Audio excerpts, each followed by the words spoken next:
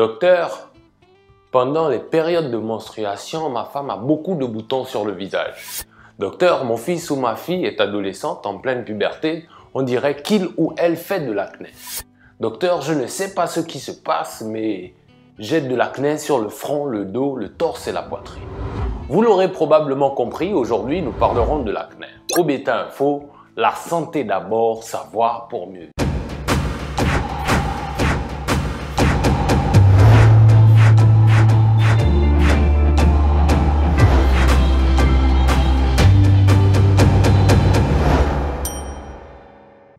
Bonjour à toutes et à tous, bienvenue sur Obeta Info. Je suis le docteur Ozungue Fok-Lionel, pharmacien biologiste à votre disposition. Et sans plus tarder, qu'est-ce que l'acné?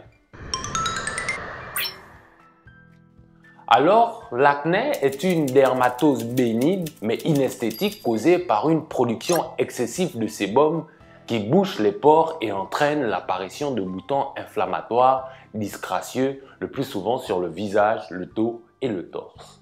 Alors, quelles sont les causes?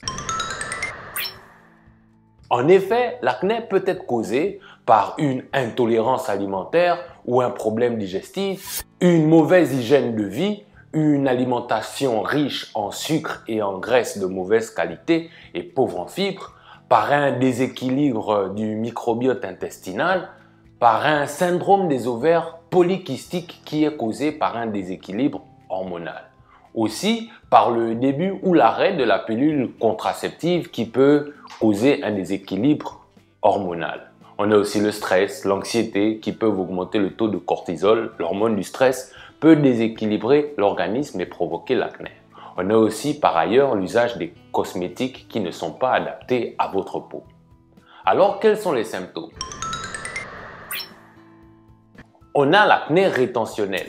L'excès de sébum provoqué par l'acné entraîne l'apparition de comédons ouverts qu'on appelle comédons noirs ou comédons fermés. Des boutons blancs sans inflammation ou rougeur. Elle peut également faire surgir des microkystes localisés sur le front, les joues et autour de la bouche. Il s'agit de comédons fermés qui se situent dans les couches les plus profondes de l'épiderme et peuvent évoluer en boutons blancs inflammatoires, souvent des microkystes douloureux. Puis on a l'acné inflammatoire. L'acné inflammatoire provoque des éruptions cutanées spécifiques caractérisées par l'apparition de boutons enflammés appelés papules. Lorsque ceux-ci s'infectent à cause des bactéries présentes au niveau de l'épiderme, ils contiennent du pus qu'on appelle pustule. Puis on a l'acné kystique. Il s'agit d'une forme d'acné sévère qui se reconnaît par l'apparition de diverses lésions inflammatoires. On a des comédons, des microkystes, des pustules, des nodules en même temps. Ces lésions liées à l'acné peuvent laisser des cicatrices. L'acné peut devenir kystique dès le début ou résulter d'un acné inflammatoire mal soigné. Ensuite, on a l'acné hormonal chez l'adulte. L'acné, par définition, qui est un problème hormonal, c'est pour ça qu'elle apparaît souvent à l'adolescence. Mais elle peut très bien réapparaître ou se déclarer à l'âge adulte. Les femmes en font le plus souvent l'expérience en raison des fluctuations hormonales qu'elles connaissent au moment de leur vie, pendant les règles, la grossesse ou encore la ménopause. Alors, quelle est la conduite à tenir? Il y a plusieurs stades de traitement en fonction de la gravité des lésions liées à l'acné. Si vous avez quelques boutons d'acné sur le visage ou ailleurs, vous pouvez commencer par appliquer des traitements locaux et des soins disponibles en pharmacie pour réguler la production de sébum et nettoyer la peau correctement. Alors, c'est dans cette optique que Ducrène nous propose la gamme Kéracnil qui a été conçue pour accompagner les peaux grasses ou à tendance acnéique. Elle permet une prise en charge efficace grâce à des actifs ciblés avec un protocole bien précis. Mais comme nous ne disposons pas suffisamment de temps, je vous convie à vous abonner à mes réseaux sociaux qui s'affichent sous votre écran. Scannez simplement le QR code. Il se pourrait qu'on associe un traitement médicamenteux selon l'intensité et la caractéristique de la problématique. Voilà pourquoi vous devez avoir l'avis d'un professionnel de santé, notamment votre dermatologue ou votre pharmacien. Le zinc est aussi utilisé dans certains traitements locaux contre l'acné en raison de ses vertus inflammatoires, antibactériens et cicatrisantes. Alors, lorsqu'on commence à avoir de l'acné, le problème devient généralement récurrent. Mais on peut éviter que la situation ne s'empire en ayant de bons gestes et en évitant certains faux pas. Donc, nettoyer le visage 2 fois par jour avec des gels nettoyants pour peau acnéique. Évitez de toucher les boutons, cela pourrait accentuer l'inflammation à cause des germes.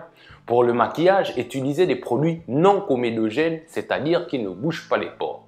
Évitez le soleil qui est un faux ami car il assèche la peau dans un premier temps mais en réaction il produit beaucoup plus de sébum. Évitez les fonds de teint trop recouvrants, n'utilisez pas de produits gras, évitez les gommages agressifs et à répétition qui pourront entraîner une production excessive de sébum. Alors pour les conseils et précautions généraux, avoir une alimentation équilibrée, éviter trop de sucre et les produits laitiers en cas de sensibilité. Privilégier un mode de vie sain, c'est-à-dire éviter le stress et bien dormir. Alors j'espère que mes conseils vous seront utiles, vous êtes avertis, prévenus, informés, sensibilisés, vous en valez deux. Alors pour toute autre question ou inquiétude, je suis disponible sur les réseaux sociaux qui s'affichent sur votre écran. Il vous suffira simplement de scanner le QR code pour y accéder. N'oubliez pas de liker, de vous abonner, de partager. Ensemble, on peut sauver des vies. Cependant, on se dit à très bientôt pour un nouveau numéro.